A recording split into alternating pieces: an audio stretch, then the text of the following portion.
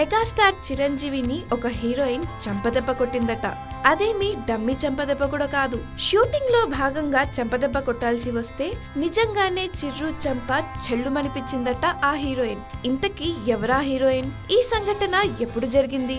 చిరంజీవితో అత్యధికంగా 27 సినిమాలు చేసిన సీనియర్ డైరెక్టర్ కోదండరామిరెడ్డి మాటల్లోనే తెలుసుకుందాం పదండి. చిరంజీవి హీరోగా అప్పుడప్పుడే ఎదుగుతున్న సమయంలో చిరు రాధిక కాంబినేషన్ లో న్యాయం కావాలి అనే సినిమా చేశా. అందులో చిరంజీవిది ఒక నెగటివ్ క్యారెక్టర్. ఓ సన్నివేశంలో రాధిక చిరంజీవిని చంపదెబ్బ కొట్టాలి. అయితే రాధిక నిజంగానే కొట్టేసింది. చిరంజీవి షాక్ అయ్యాడు. మరో సన్నివేశంలో చిరంజీవే రాధికను కొట్టాలి. అతను కూడా ఆ సీన్ లో నిజంగానే ఆమెను కొట్టేశాడు. దీంతో ఇద్దరి మధ్య గొడవ జరిగింది. నా తర్వాతి సినిమా అభిలాషలోనూ వాళ్ళిద్దరే హీరో హీరోయిన్లు.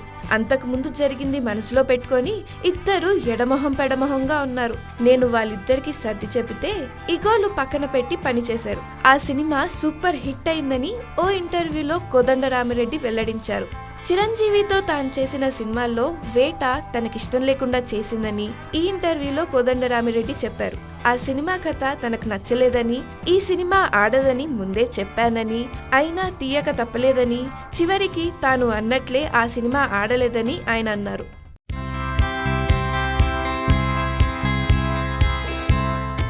ఇండియన్ ఉమెన్ లో ఇప్పుడు మోస్ట్ సక్సెస్ఫుల్ మహిళల్లో దీపికా పదుకొనే పేరు ఖచ్చితంగా చెప్పాల్సిందే. బాలీవుడ్ హీరోయిన్ గా మొదలుపెట్టి జీవితంలో ఎన్నో ఒడిదుడుకులు ఎదుర్కొని ఇప్పుడు హాలీవుడ్ రేంజ్ కి వెళ్లడంలో దీపికా ఎఫర్ట్ చాలానే ఉంది. ఇప్పుడు ఇంటర్నేషనల్ బ్రాండ్ నైక్ చేసిన కొత్త యాడ్ లో మెరిసిన దీపిక మహిళా లోకం కాన్ఫిడెన్స్ ని చూపడంతో పాటు దూసుకుపోతూనే ఉండాలి అనే మెసేజ్ ను కూడా ఇచ్చింది. నైక్ సంస్థ కొత్త యాడ్ లో దీపిక నటించగా ఆ వీడియోను తన ఫేస్బుక్ పేజ్ లో దీపికా పదుకొనే పోస్ట్ చేసింది. ఇంటర్నేషనల్ బ్రాండ్ కాబట్టి ఆ వీడియో అల్టిమేట్ గా ఉంటుంది అనడంలో సందేహం అక్కర్లేదు.